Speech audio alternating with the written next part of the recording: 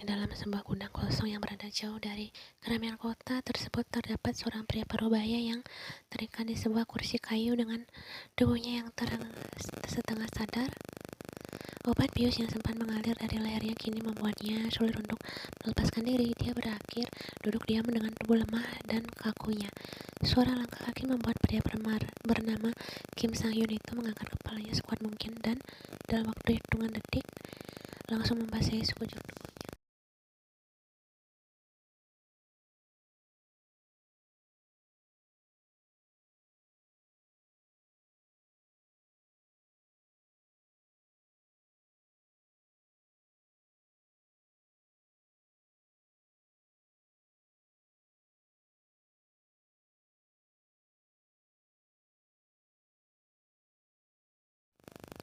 Perlahan-lahan kesadaran Sang-hyun mulai membaik dan pria itu kini bisa melihat dengan jelas pria yang ada di hadapannya.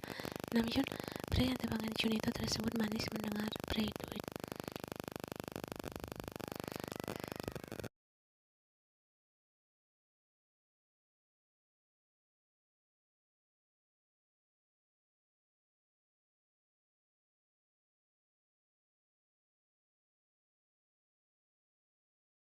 Kenapa kau melakukan semua ini? Ujar Sang-hyun dengan lemah.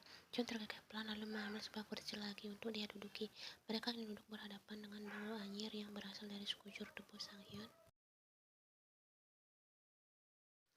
Kim Sang-hyun sih, kenapa kau menatapku selembar itu? Sangat lucu melihat tatapan itu, karena dulu aku tak pernah melihatnya. Tolong lepaskan aku, ujar Sang-hyun lemah dengan tatapan memohon.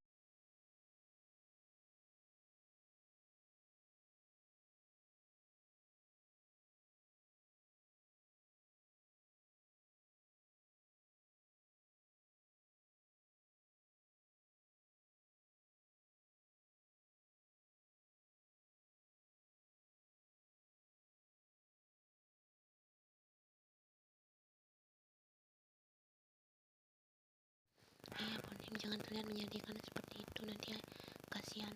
Jun kemudian terkekeh. Sang-hyun terlihat mulai menangis dengan terisak pelan. Tangisan pria itu membuat Jun langsung merubah ekspresi wajahnya dengan rata. Maafkan aku minta maaf, aku bersalah, aku benar-benar bersalah, tolong maafkan aku. Perlahan Jun dengan pelan mengeras pria itu lalu berdiri dan langkah mendekat ke tubuh. Dengan cepat Jun langsung mencengkram wajah Kim Sang-hyun dengan kuat. Mata Jun bahkan memerah seperti menahan sesuatu yang akan meledak.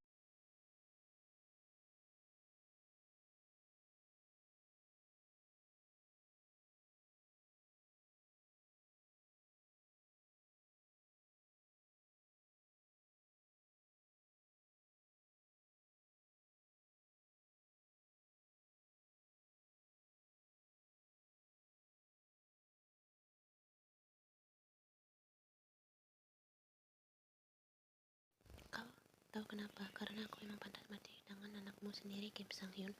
Tubuh Sang-hyun langsung bergetar kaku karena suntikan itu kembali dan kemudian semuanya kembali gelap seperti sebelumnya. Ia duduk di ruang tamu apartemen ayahnya dengan Walisa. Dia sudah keesokan harinya, namun ayahnya sejak semalam tak menunjukkan tanda-tanda pulang dan memberikan dia kabar.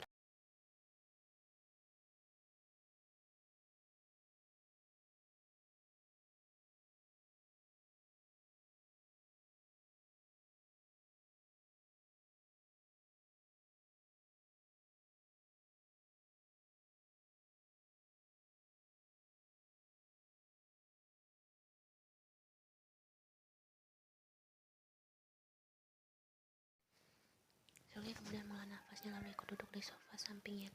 Yan, sebenarnya aku ingin memberitahu sesuatu yang penting kepadamu. Sebuah pesan masuk dari ponsel Yan membuat Sugi tidak melanjutkan perkataannya. Ini dari ayahku, ujar Yan dengan wajah sumringah.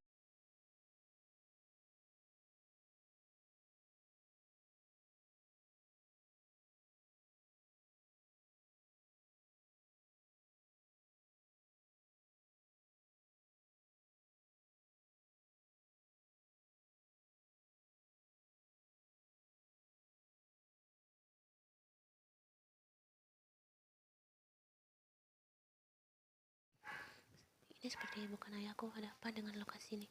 Sylvia yang penasaran lantas saja ikut melihat ponsel Yan. Garis bermata sipit itu sempat fokus Berapa saat ini kemudian matanya membelah terkejut.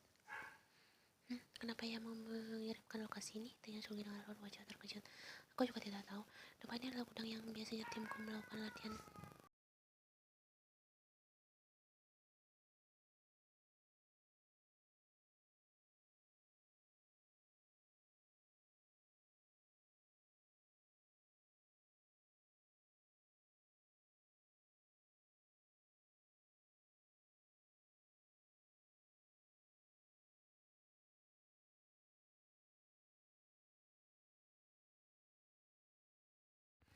Teh, jangan terus mengatakan itu. Kau terlihat menyeramkan, sahut Jin yang sudah tadi melihat wajah kosong Taeyong. Kali ini Jin datang sendiri ke rumah Taeyong setelah mendengar kabar tidak baik yang terjadi dengan pria itu. Jin datang memberikan sahabatnya semangat dan menghubunginya agar segera melupakan yang hal-hal menyakitkan. Melihat Taeyong yang belum merespon sama sekali, akhirnya Jin memilih berdiri dan mengambil mental Taeyong yang sudah disiapkan oleh seorang lain.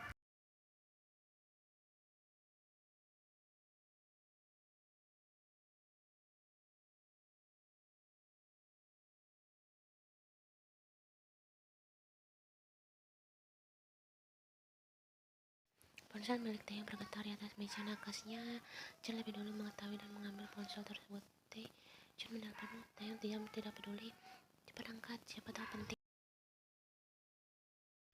Jin lalu menggeser tombol hijau itu dengan cepat dan langsung menempelkan ponsel itu ke telinga Taeyong. Pria itu mau tidak mau menerima panggilan Jun yang kini sedang tersambung. Nih, Wei.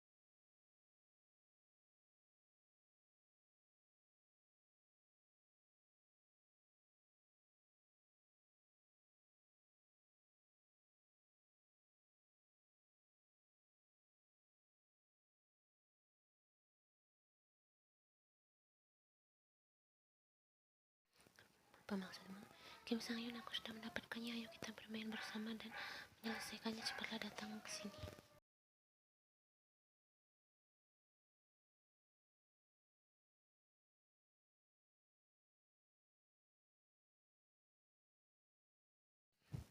Tuan Kim yang satu ini masih tak mengerti. Cepat ambil perak kesayanganmu itu. Kau bilang kau sudah lama tidak menggunakannya. Cepatlah datang ke sini. Aku ingin melihat kau.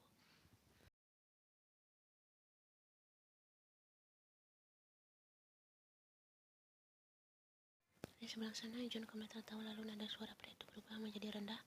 Yang penting lakukan apa yang harus kau lakukan karena kita juga akan bermain dengan kelinci manismu.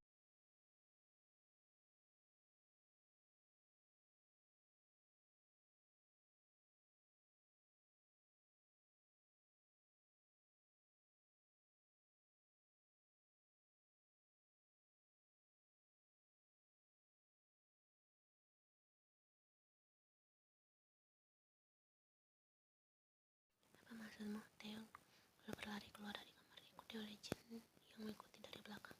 Sebelumnya pria itu juga sudah mengambil perak dari dalam laci. Kau tak mengerti maksudku. Jika kau datang ke sini membawa pasukanmu, maka orang-orang yang kau lindungi dan kau sayangi itu akan mati sia-sia. Taeyong langsung menghentikan langkahnya dengan wajahnya yang kini terlihat sorot panik yang luar biasa.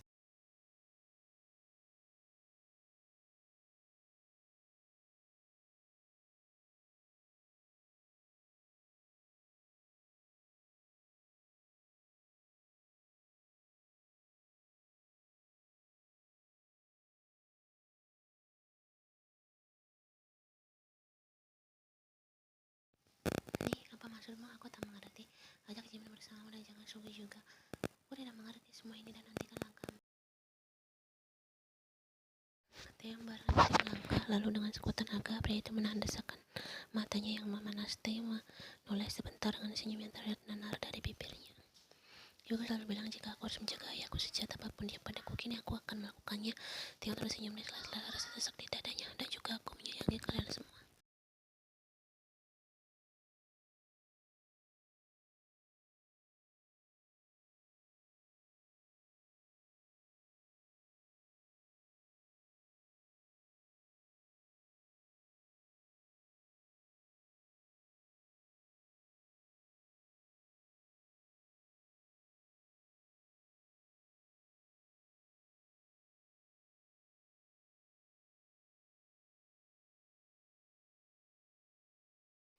Namjoon, aku benar-benar akan Jika kau melakukannya kepada ayahku, geram Taeyong kini mencengkeram kuat-kuat setir mobilnya.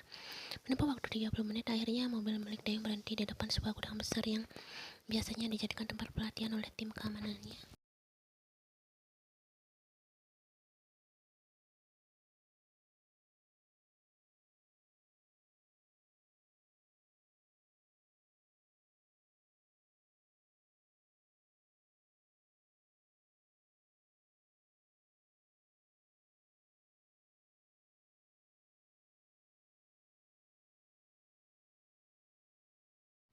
Tubuh pria itu rasanya lemas ketika melihat sekujur tubuh ayahnya penuh dengan ayahnya bahkan sudah tersadarkan diri di atas kursi yang menyengat tubuhnya.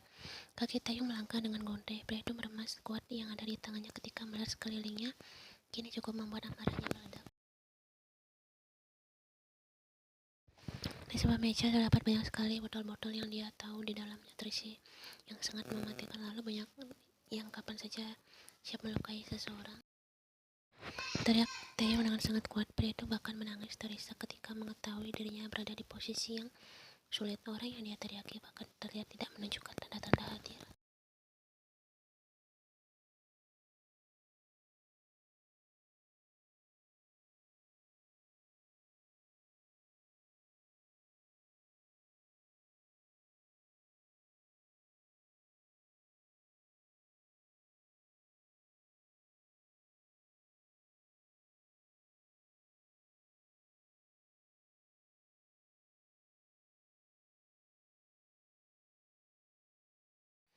Dan benar saja ketika Taeyong melangkah, tidak jauh dari tubuh ayahnya terdapat benang tipis yang terhubung langsung di balik tembok, dan Taeyong bisa langsung menebak jika hal adalah sebuah jebakan. Taeyong berdiri terpaku dan seperti tak tahu harus berbuat apa. Dengan wajah paniknya dia mengangkat lalu mengarahkan ke segala arah. Namjoon, mari kita bermain. Cepat keluar dan kita bersama di sini.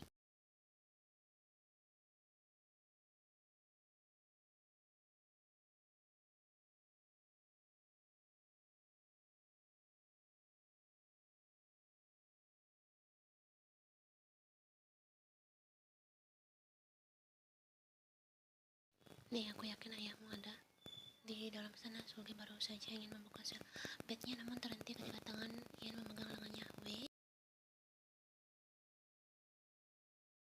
Sugi, aku tidak ingin kau dalam bahaya jika ikut bersamaku. Tidak, aku akan bersamamu di saat sangat berbahaya. Tapi ucapannya terpotong ketika ponsel Sugi berbunyi. Ini Jin. Tanpa banyak berpikir, Sugi mengangkat telepon dari Jin yang menghubunginya di saat genting seperti ini. Sugi terdiam cukup lama ketika mendengar Jin bicara panjang di seberang sana. Wajah gadis itu bahkan terlihat pucat seiring dia mendengar berita yang cukup mengejutkan.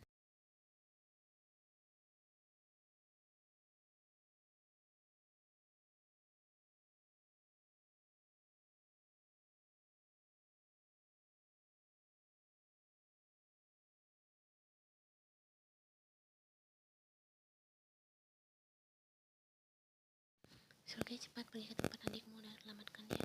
Tapi kau juga sedang dalam bahaya di sini. Aku baik-baik saja sendirian. Kau harus memastikan jika adikmu baik-baik saja. Aku akan membawa ayahku pulang juga.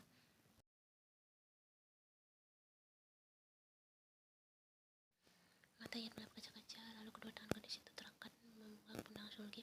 Kau boleh meninggalkanku di sini. Bagaimana jika...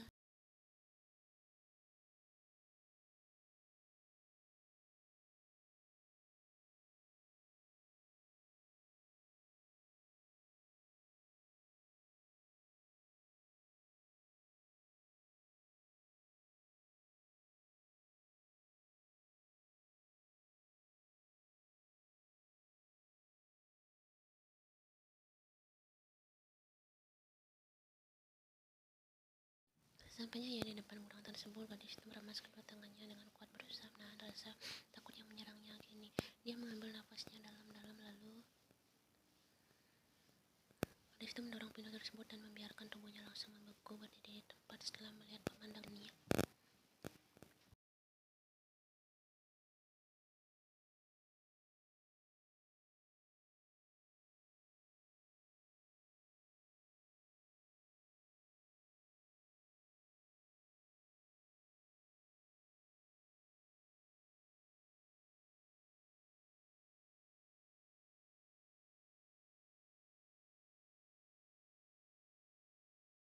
Ia meneteskan meneteskan air matanya ketika melihat sesuatu yang di luar dugaannya. Gadis itu bahkan meremas tangannya ketika melihat tubuh ayahnya terlihat penuh darah di sekujur.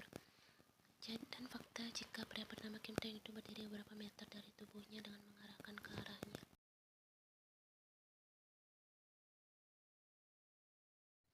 Kau melakukannya lagi, ujar Yan lirih dengan sorot mata yang penuh dengan luka. Mata Theo bergetar dan dengan tangan bergetar, pria itu menurunkan dari arah sebelumnya. Yan, aku...